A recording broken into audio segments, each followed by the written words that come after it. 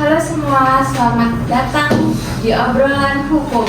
Ketemu lagi sama aku Reina. Dan hari ini terdapat 4 teman kece kita. Ada Aji, Andin, Kevin, dan Nandika. Halo guys. Halo. Nggak dijelasin dulu nih kita di sini agendanya, maksudnya buat ngapain? Nah, pas banget hari ini kita itu mau bahas tema fungsi hukum dalam perspektif sosiologi hukum. Ini materi dari mata kuliah kita kan, dari Bu Arianti sebelumnya. Aku pengen tanya dulu ke kalian, menurut kalian pribadi, hukum itu sebenarnya buat apa sih? Coba jawab spontan aja ya. Mulai aku dulu kali ya. Boleh? Kalau menurutku itu hukum itu kayak semacam rambu-rambu gitu ya, rambu-rambu yang hidup di masyarakat. Jadi kalau tanpa adanya hukum itu orang-orang yang berakal itu bakal bertindak semaunya sendiri gitu. Jadi hukum itu berfungsi untuk mengatur masyarakat. Itu menurut aku. Silakan yang lain mungkin ada. Kalau aku, hukum lebih ke alat keadilan. Hukum itu alat yang memastikan bahwa setiap orang itu punya rasa diawasi gitu. Jadi tidak melakukan hal yang di luar. Ya, nggak semuanya sendiri kan. Kalau menurutku sendiri, aku lihatnya sih dari sisi ketertiban. Jadi hukum itu mengatur segala perbuatan yang ada di dalam masyarakat agar tidak menyimpang dari norma yang ada maupun melanggar kenyamanan bagi orang lain. Ya, mungkin saya nambahin sedikit.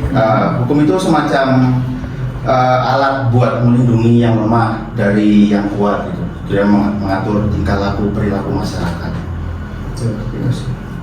Wah, menarik banget ya. 4 sudut pandang berbeda tapi saling melengkapi. Nah, ini semua sebenarnya tuh nyambung dalam konsep dasar sosiologi hukum, yaitu hubungan hukum dan masyarakat. Kita mau mulai bahas dari sini yuk. Oke, lanjut. Nah, ini menarik nih. Jadi ada gium terkenal tuh yang kemarin dijelaskan sama Bu Arianti. Itu tentang ubi societas ibius. Nah, artinya di mana ada masyarakat, di situ tuh ada hukum. Jadi selama manusia hidup berkelompok, otomatis dalam kelompok tersebut tuh pasti membutuhkan aturan hukum tersebut. Jadi hukum itu lahir karena manusia sosial ya, bukan karena manusia individual. Ya betul sih, manusia itu kan hidup dalam jaringan masyarakat kan. Jadi hukum tersebut tuh berfungsi untuk mengatur masyarakat sekitar agar tidak menyalahi norma ataupun sesuatu kejahatan gitu, mengatur. Oke, lanjut. Ada tambahkan lain? Mau tambahin atau apa? Menurut saya hukum itu kan sifatnya mengikat dan memaksa. Ya. Jadi pelaksanaannya harus dipaksakan lewat sanksi, biar tujuan hukumnya tercapai, agar seseorang itu tidak melakukan sesuatu hal yang melanggar aturan. Ya, dan tujuan hukum itu sendiri kan sifatnya universal ya, menciptakan kedamaian dan ketentraman yang bisa dirasakan semua lapisan masyarakat. Jadi bukan cuma teori di atas kertas saja gitu. Berarti intinya hukum itu ada bukan buat gagah-gagahan aturan doang, tapi biar tercipta ketertiban yang nyata. Nah, persis. Dan tujuan itu tuh baru bisa tercapai kalau hukumnya itu benar-benar berfungsi gitu. Jadi kalau di masyarakat, jika hukumnya itu sudah berfungsi dalam masyarakat tersebut, nggak cuma jadi pajangan di dalam undang-undang aja, jadi berfungsi di masyarakat luas.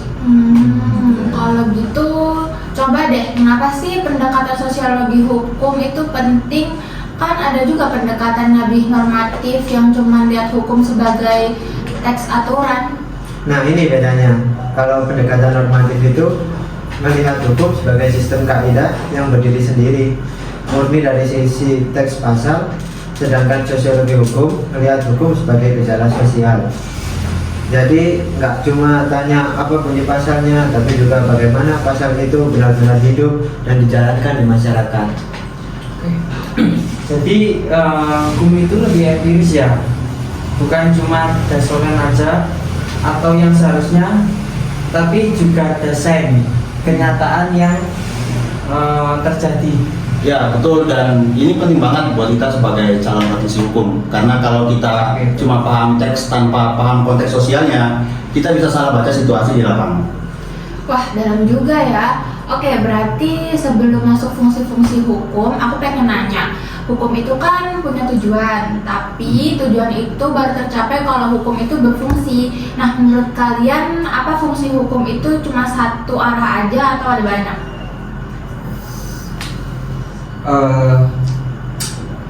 Nah ini kan tadi baru masuk ke topik utama kita kan. Jadi karena menurut Rusli Effendi itu fungsi hukum itu ada dua yang besar gitu.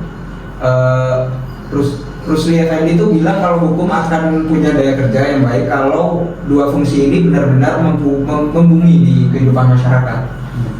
Coba sebutin dua-duanya apa aja biar pendengar itu punya gambaran yang besar dulu. Nah, yang pertama itu fungsi pasif yang cuma buat menjaga status quo, itu disebut sarana sosial kontrol. Sosial kontrol. Ya. Terus yang kedua itu fungsi aktif yang mampu merombak tatanan yang sudah ada menuju keadaan yang dicita-citakan. Itu dikenal sebagai law is a tool of social engineering. Oke, jadi ada yang sifatnya menjaga dan juga ada sifatnya yang mengubah. Menarik nih, boleh kita bedah satu-satu mulai dari yang pertama dulu, yaitu social control.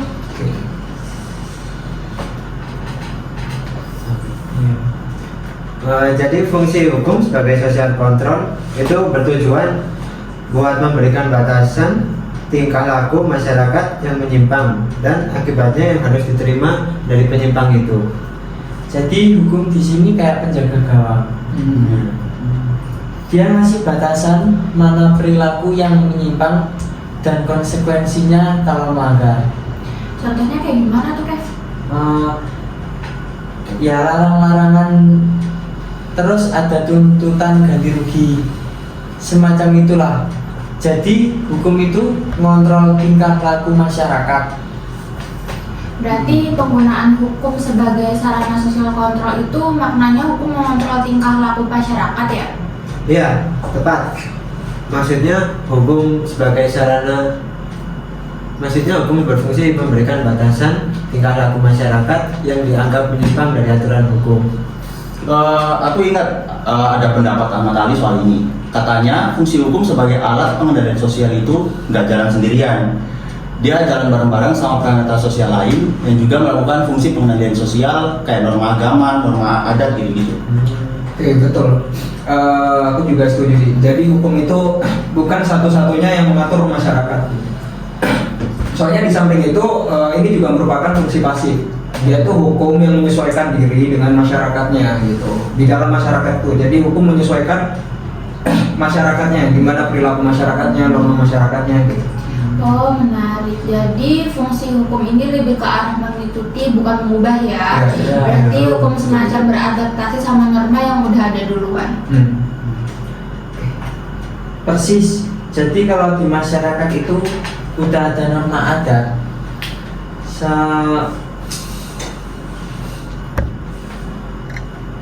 yang melarang sesuatu, hukum formal biasanya juga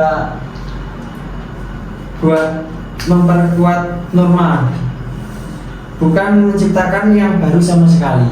Nah makanya ini kan penting banget ya buat kita pahami. Hukum sebagai social control itu perannya kolektif yang bareng sama agama, adat, moral, dan etika. Semua saling menopang buat jaga ketertiban.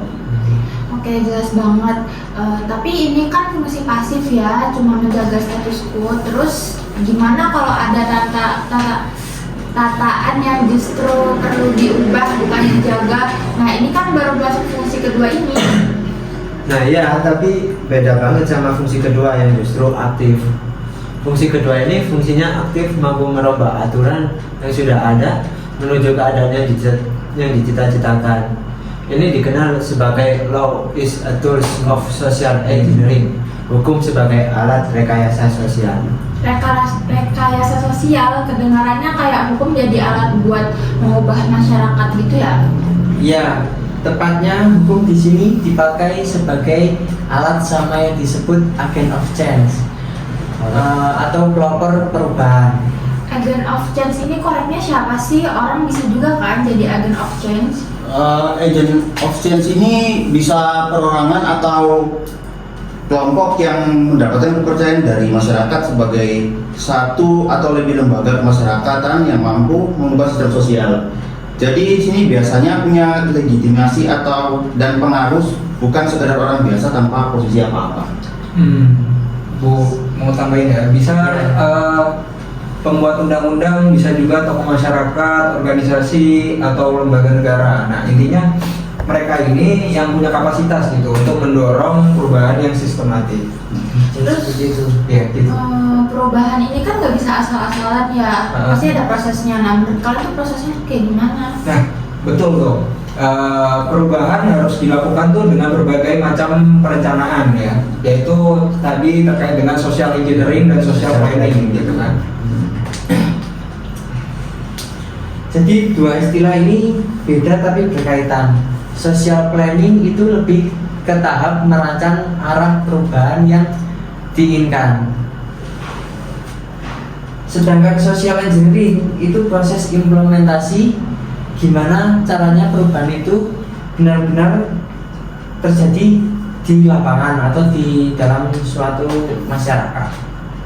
Oh jadi kayak dua tahap, perencanaan dulu baru eksekusi. Ya. Terus hukum yang dipakai buat perubahan sosial ini bentuknya tuh kayak gimana? Ada dua hukum dan hukum tertulis sama hukum tidak tertulis. Hukum tertulis itu contohnya undang-undang dan jurisprudensi. Terus Kalau tidak tertulis, kalau hukum tidak tertulis itu berasal dari kebiasaan masyarakat yang biasa kita kenal sebagai hukum adat atau hukum kebiasaan. Menarik banget nih, jadi rekayasa sosial itu nggak selalu lewat undang-undang formal, bisa juga lewat kebiasaan yang berkembang secara organik. Bisa. Tapi biasanya yang paling terencana dan bisa diukur dampaknya itu lewat hukum tertulis, karena ada kepastian dan bisa dipaksakan dalam penerapannya. Nah, terus keseluruhan aturan itu dampaknya gimana ke masyarakat kalau berhasil diterapkan? keseluruhan aturan itu dapat menggerakkan dinamika masyarakat ke arah yang lebih baik jika seandainya hukum itu diaplikasikan dengan penuh kesadaran dari seluruh lapisan masyarakat. Nah, ini yang menarik. Meskipun hukumnya udah bagus dari sisi aturan, kalau kesederhanaan hukum masyarakat nggak ada, ya percuma. Hukum itu nggak akan terlaksana dengan baik.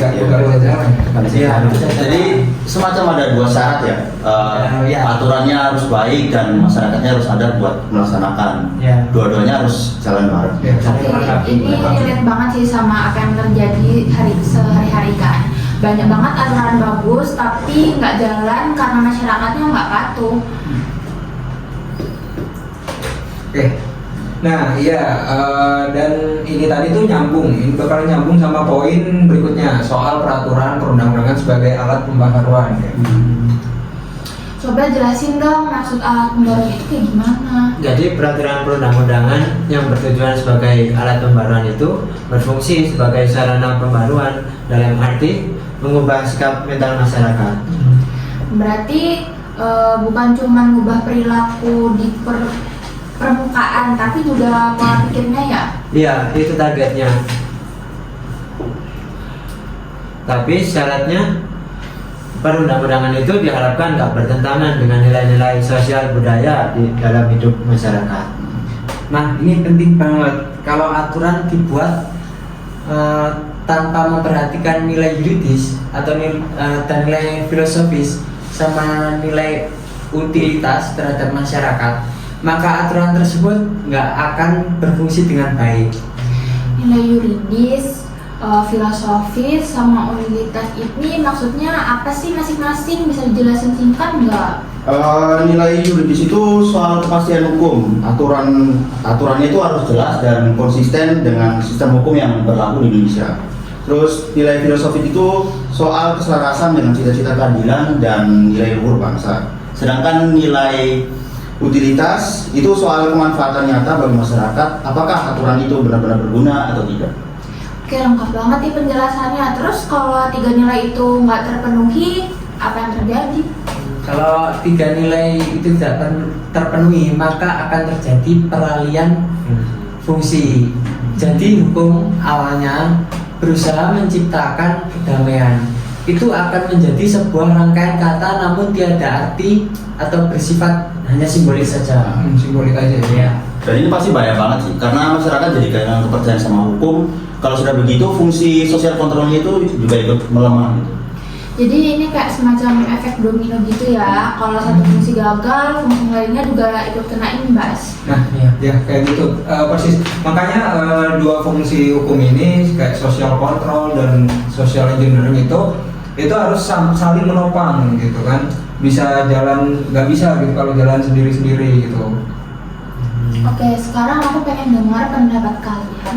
Menurut kalian di Indonesia sekarang fungsi hukumnya lebih dominan itu social control atau social engineering? Engineering. Ini aku dulu ya yang jawab ya. Jadi kalau menurutku dua-duanya itu jalan bareng gitu kan, jalan beriringan. Nah, contohnya tuh kayak undang-undang tentang perlindungan konsumen. Undang-undang perlindungan konsumen, nah itu kan social control karena mengatur pelaku usaha gitu kan. Tapi di sisi lain ada juga undang-undang yang sifatnya social engineering, kayak aturan soal kesetaraan gender di dunia kerja. Nah, itu kan usaha mengubah pola pikir masyarakat. Ya, aku juga setuju sama pendapatnya yang telah diberikan sama Aji. Tapi aku melihat tantangan terbesarnya itu justru di kesadaran hukum masyarakat tadi. Percuma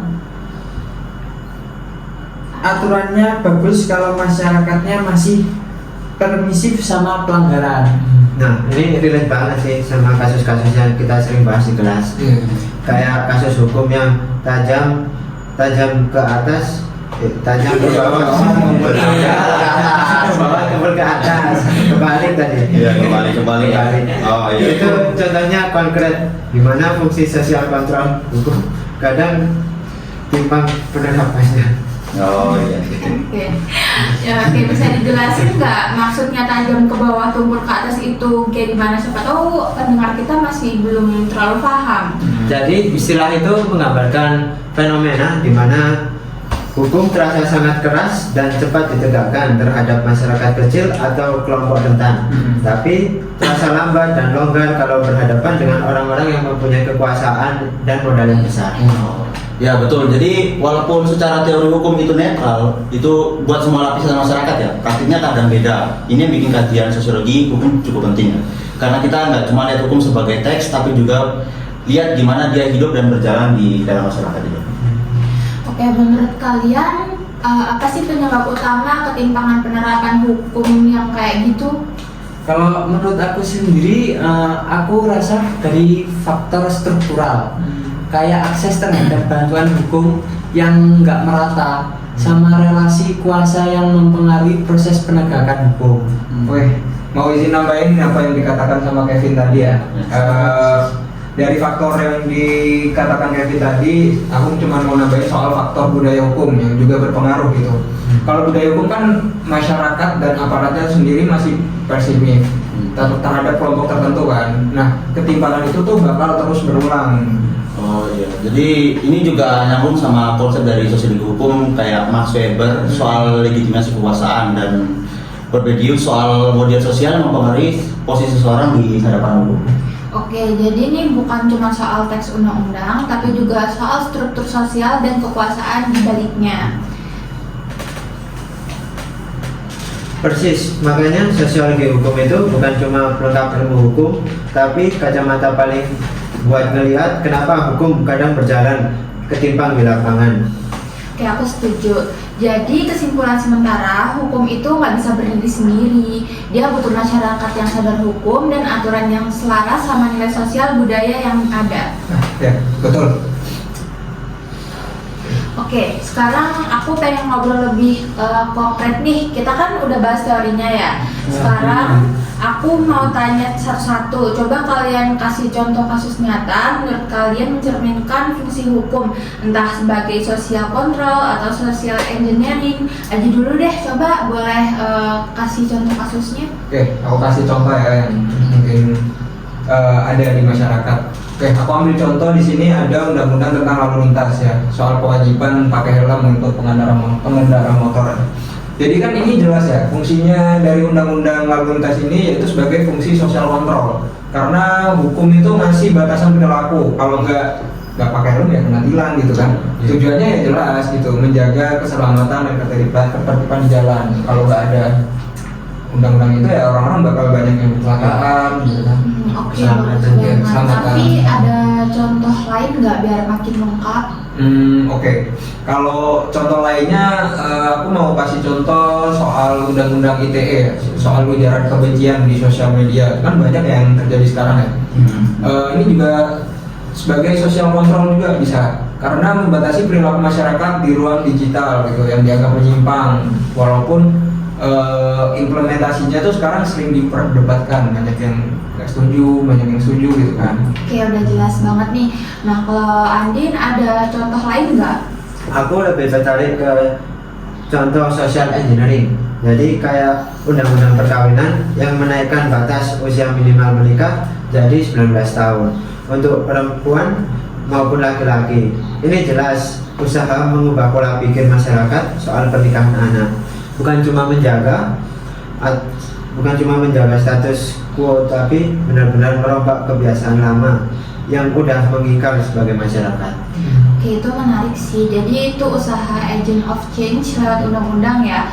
Menurut kamu ada option lain nggak biar makin jelas? Ada. Aku juga mau kasih contoh kebijakan wajib belajar 12 tahun.